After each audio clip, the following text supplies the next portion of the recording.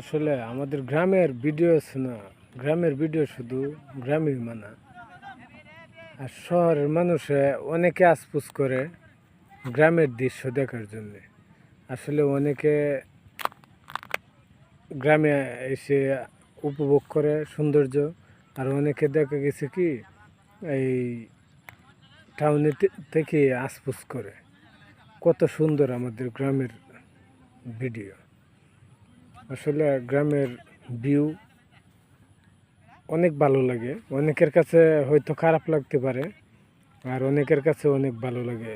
যারা গ্রামে থাকি আসলে তারা দেখতে দেখতে আর ভালো লাগে না।